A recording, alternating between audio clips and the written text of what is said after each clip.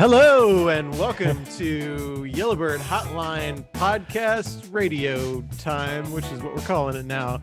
The podcast where your favorite hot sauce company answers questions which we are unqualified to answer, except for possibly Kevin. You can call and get your questions answered by calling 855-700-BIRD. That's 855-700-BIRD. Good morning, everybody. Daniel, I really like your race car painting in your background. Not to brag, but I am filming from a 10-year-old's bedroom. That's weird. Sounds weird, yeah. It's my son? Does that sound better? Yeah. That does sound way better. So we got a couple of questions teed up today. Let's go into question number. Also, I would like to welcome for the very first time on the podcast our director of operations, Mr. Kevin Uplinger. The man. Kevin's waving. Most people aren't going to be watching this on video, Kevin. So it is all audio. Just letting you know. Check. Gotcha. Oh, there it is. There he is. Affirmative. Affirmative.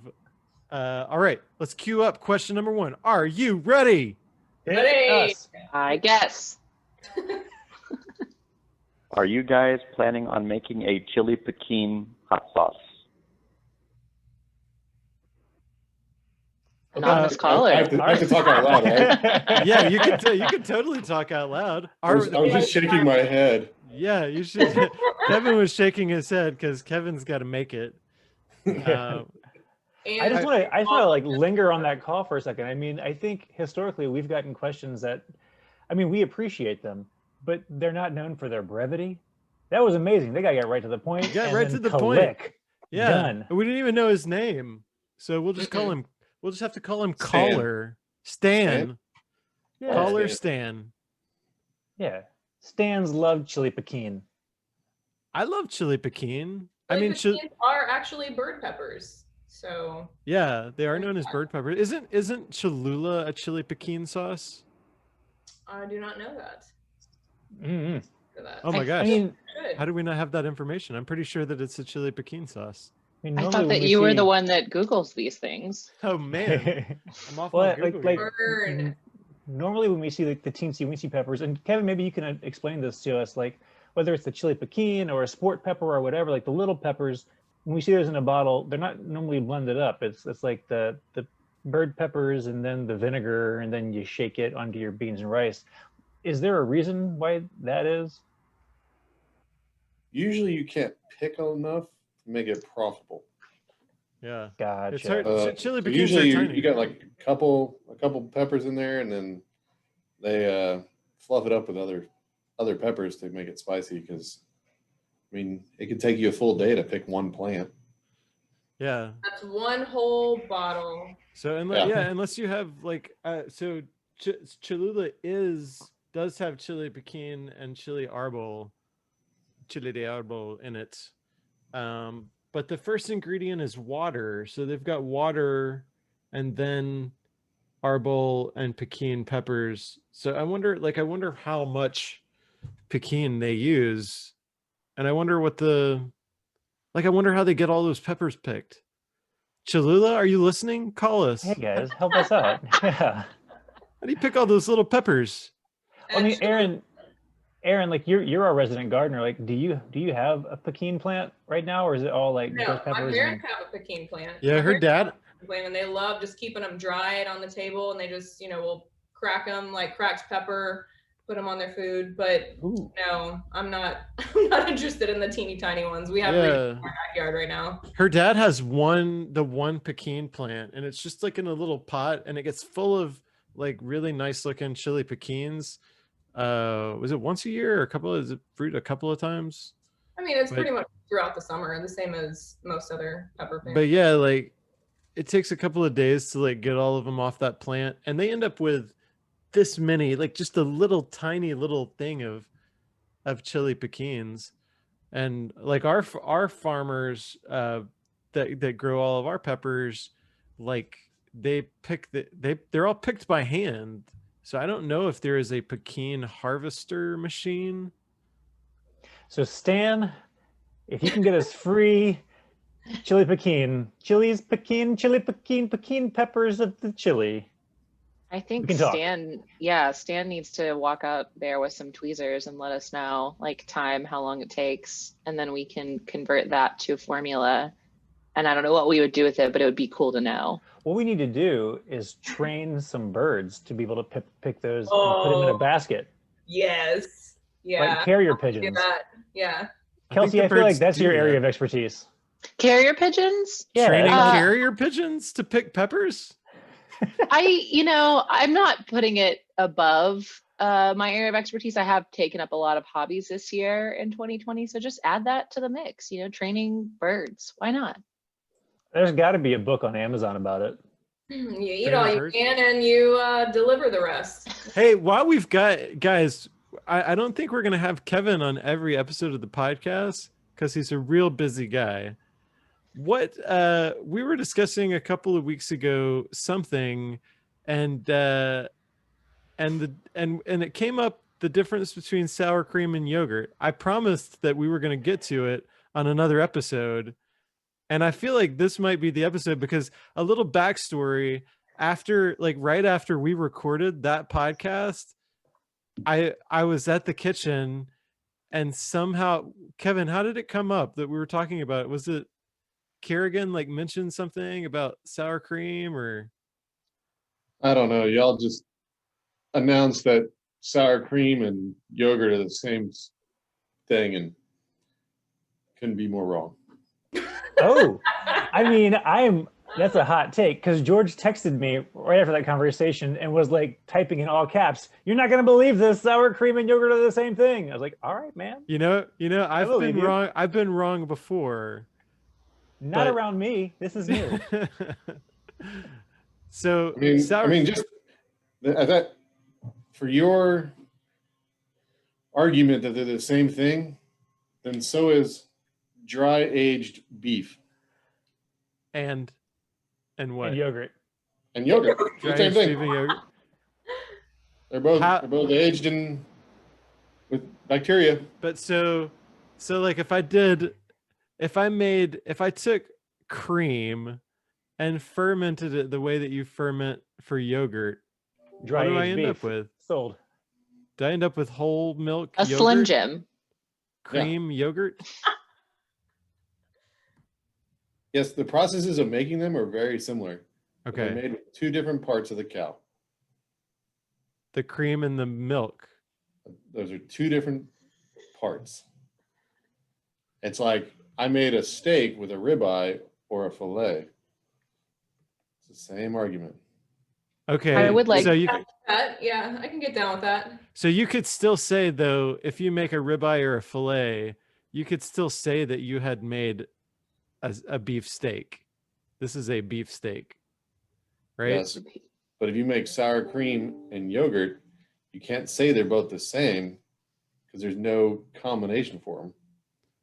Yeah, There's no generic name for it. I made cow. I made cow goo. Cow goo. Ooh. If that doesn't turn some listener into a vegan. I did want to say for all the listeners that all of our condiments and dips are cow goo free. Cow goo free. Certified, actually. Yeah. Yeah. Actually, I started the certification for that. But so when you say different parts of the cow, the cream and the milk are coming out the same. Stop. You know what? Let's move on to the next call. Why? That's what we're here for. We're here. Yes, they are coming out of the same part. Yeah. They're split apart. The same Right. as the side of a cow is cut separately. They're split apart. But they're split apart. So they're split apart in different ways. So you got skim milk. I can have fat-free yogurt, 2% yogurt. So I guess there's different grades of yogurt. I can have 2% yogurt, whole milk yogurt, yogurt with no cream in it at all. If I can have this podcast never gets published. Don't worry, it won't. I just want to have it. Are they made with different kinds of bacteria? I feel like you said something about that as well. Or is it a similar type of bacteria? They're usually made with different strains. And then you rotate the strains out because you'll get, forget the name of it. but it's like fatigue of bacteria strain.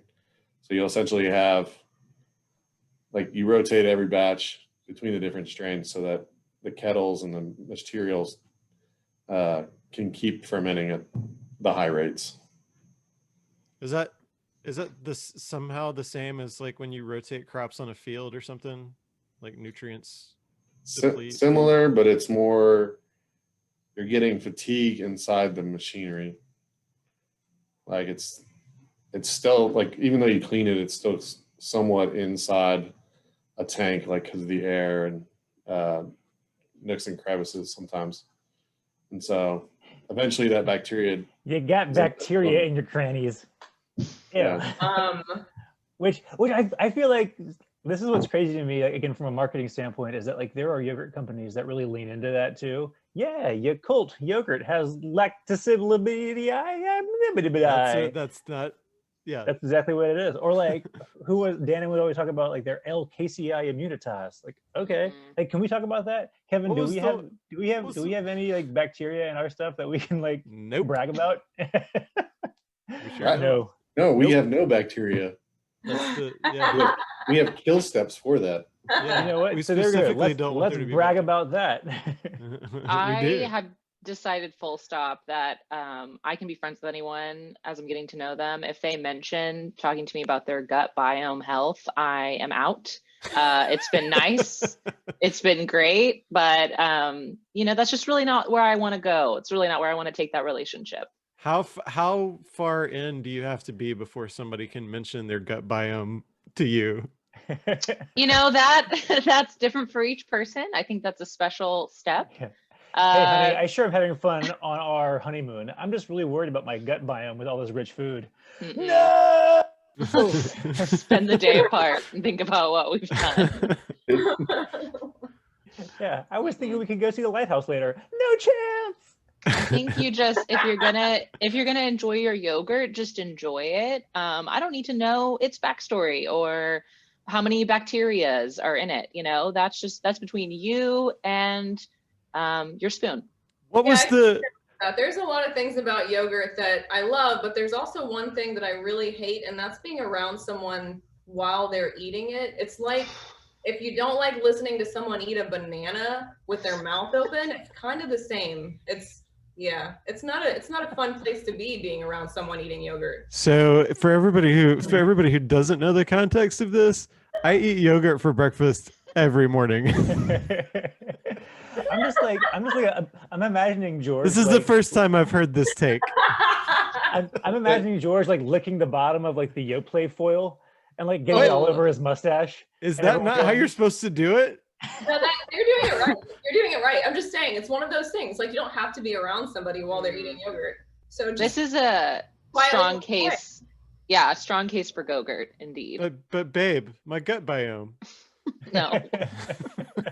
It hurts. Wait, before we move on to the next thing, what was the yogurt that Jamie Lee Curtis always talked about making her poop? Activia.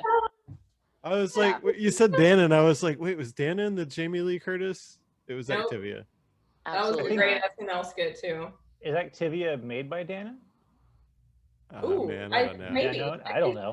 I thought Jamie Lee made it herself. I mean, She probably does. Everyone has a threshold for like talking about, their downstairs gut biome health. And I just want to know what her contract was that she said, you know what? Let's do it. Let's talk about digestion. Or that they paid her a lot. That other model actress that was talking about the same thing, where she's like, on the Instagram ad, it says, I couldn't poop. Oh yeah. I have a screenshot of that. I took a screenshot of that part of that ad. By the way, Activia is made by Dannon. God, freaking big yogurt, right? Big yogurt. Danimals and Activia. This is Mr. X. You're on X Radio. We're talking about big yogurt here today. That's right. And how they rule your lives with chemtrails. Oh, man. Oh, chemtrails. Get out of here. Grocery aisle chemtrails. Oh, hey. That's going to be a keyword. We talked about Jamie Lee Curtis, and we've got we have one other question this week that is related to a celebrity. So what a great transition. Let's put that one on now. Hey, George, how many Lowe's would Rob Lowe rob if Rob Lowe would rob Lowe's? Help me out. Ooh, I think it depends on how many 16-year-old girls he was trying to impress. Oh my god. I like Rob Lowe. Yeah. George, that question was directed at you specifically. So I think, the listeners are really, really trusting your Rob Lowe competency. I think that it's predicated on if Rob Lowe would rob Lowe's. And I think that younger Rob Lowe, who Daniel was referencing, totally would have. Rob Lowe from Tommy Boy? Is it Tommy Boy? I had to Google who he was. You had to Google Rob Lowe? Man, wow. But you know who he is now that you've seen him, right? Yeah, now that I put a face to the name. Yeah. I think the Rob Lowe from Tommy Boy would rob Lowe's. Well, his character, but I'm saying that like Rob Lowe had that whole like scandal in the like 90s. When was that? It was like the late 90s. I mean, he was on Oprah about it, so yeah. It was, Don't ask me. What did he say to Oprah about it? I just remember like there was the question, man, I'm sounding like a Rob Lowe fanboy.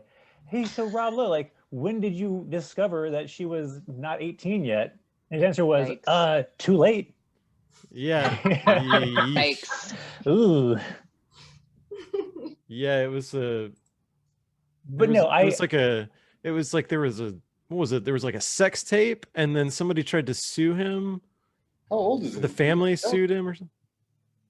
Yeah, his scandal was in 1988. Like 1988? Holy What? shit! That's the last time the Dodgers won the World Series. Is that a true? That's a long. I mean, that's a long time ago. That was. How old is Rob Lowe even? Well, he was like he was like 16 in like the early 80s when they were making, that hockey movie. Okay. So he and Keanu Reeves are like the same age. Born in 64. He was born in 64? Yeah. That dude looks younger than me, and he's 20 years older than me. Yeah, he's in his 60s. Man, Botox, I'm telling you. Yeah, I gotta start getting that Botox. But yeah, if you were talking about 80s Rob Lowe, he would have robbed all the Lowe's. And you would have been like, was Lowe's around in the 80s? Oh yeah. Oh, really? Oh yeah. Yeah. Kevin's turned into the Google guy. I'm usually the Google guy. I'm glad to have another. Again, Google is not a sponsor of this podcast. Aren't they though? Yeah, Lowe's absolutely is. Lowe's, thank you for your service. So on Bing. Ooh. Oh man. Dude, let's go DuckDuckGo. Let's DuckDuckGo this. Let's ask some Jeeves. What date did Lowe's open up? Can we just pick the year? Yeah, just 1957. I was gonna say 55. I'll stick with 55. I'm gonna Prices Right you. Great Depression. God, wow. 1966. 2004. That's crazy.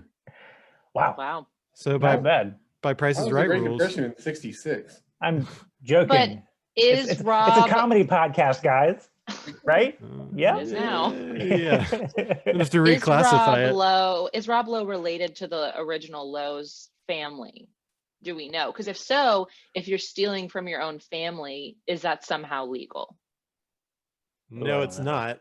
It's not. Are you legal. sure? Yeah, I'm positive. I'm positive that it's This is still not a legal. law podcast. But I'm pretty sure that if you steal from somebody, that is not legal. What if you're related to them? Did you ever watch Judge Judy? There's plenty of people who stole from people they were related to, and they got caught by Judge Judy. I mean, yeah, I'm they pretty didn't sure get that caught by like Judge if I take my kid without telling my wife, she can still send me to jail for kidnapping. Yeah. Interesting. There would be an Amber Alert for sure. That's huge if true. That's not Amber Alert turned into another color. Yeah, I mean, like it's kidnapping, stealing, yogurt, sour cream. It's really all, It's all gray same. areas. Just call it sour cream. You should start eating sour cream in the morning. Then. You know what? It's not going to sound any better. It's got more nutrients in it. Does it? It's not going to sound any better. What about sour cream and onion chips? Do you think they could make a yogurt chip equivalent? Because I think sour cream is best friends with onion. What is yogurt best friends with? Some sad blueberries? I'm gonna tell you, like they're not friends with like raisins. I love a Oh, yeah. raisinette. You give me a yogurt covered raisin, I am not your friend anymore. Mm, I mm-mm. mean, But thank that's you. not real yogurt. That covering, that white covering that they're like, this is yogurt covering. That's not yogurt. It's sugar. Sugar. Like yogurt pretzels. That's the best thing yogurt's done. Oh my gosh. I No, love thank you. yogurt, y'all. I love paella. I love me some paella and bananas in the morning. And those are the two things that I hate listening to someone eat. Well, Mm. So you eat them. definitely- You eat them amazingly, and it is Aw. never gross. Definitely just play when you're going to eat any breakfast food in the morning, just play the Yellowbird Hotline podcast loud enough to drown out any noises from your mouth or your gut from anywhere.